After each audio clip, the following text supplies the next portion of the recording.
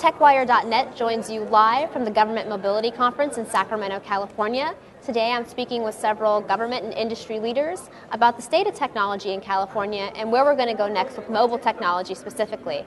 Right now I am joined by Keith Tresh, the Chief Information Security Officer with the California Technology Agency. Thanks for joining me, Keith. Thank you.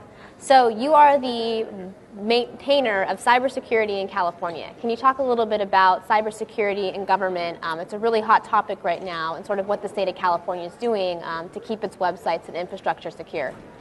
Sure. As you mentioned, it is a hot topic. We've got the anonymous group and several others that seem to, want to get into the government and, show their hacktivism, if you will, by taking their sites down and providing information to the public that shouldn't be given to them. So what we're doing is we work very closely with DHS and the Multi-State Information Sharing Advisory Committee, and we give information that we get about these organizations to the state agencies and tell them, hey, here are the vulnerabilities, here are some of the things that are going on, and you need to be careful with that.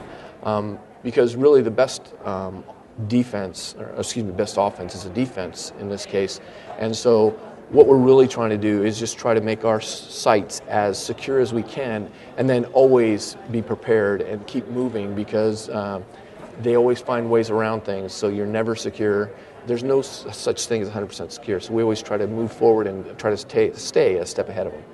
And what does cybersecurity mean to the state of California? That term, I think, is sort of loaded now, considering anonymous and everything else that's going on. So what does that mean? I mean, I know you work with agencies, but how does that affect a citizen day to day?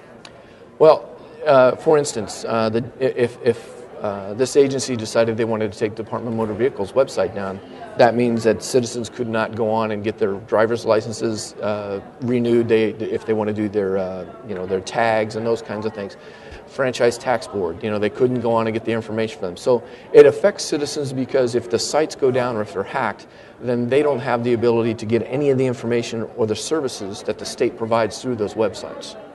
And in terms of cybersecurity, what do you see in the next 5 or 10 years being some of the challenges the state of California might face, but also perhaps some successes in the cybersecurity field?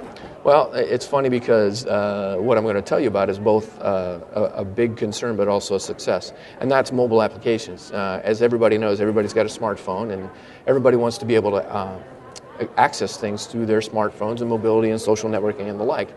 So mobile applications are very much a big part of cyber, and there are a lot of issues and things that can be exploited through the mobile apps.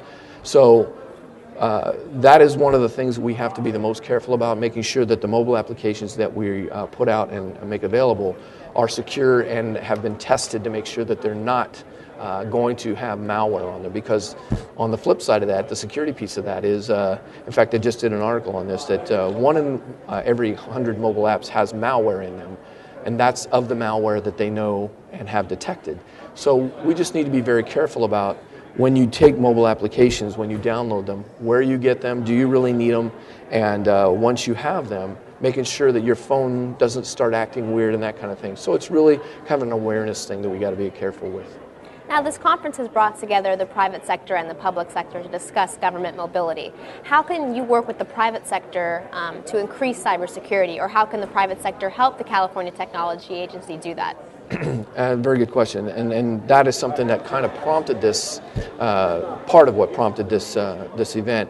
And that is working together and partnerships. And that in security, it's all about partnerships, because none of us know everything, and if somebody finds out something else, we share it with each other. So working with the partners on the vendor side, making sure that when we tell them about what our concerns are on cyber and mobile applications, those kind of things, so that when they're selling their wares and or working with us to put together the mobile apps and the like, the software and those kinds of things, that they know what our concerns are and what's going on in the world, so that when they put them together, they make them accordingly, so that they've alleviated the stressors and the fears that we have about these things going in. So, and the vendors have been very good about this, and they understand that, hey, this is the state, and we need to be very careful, because the state doesn't need to be putting things out there that are going to make the constituents not feel confident about the government.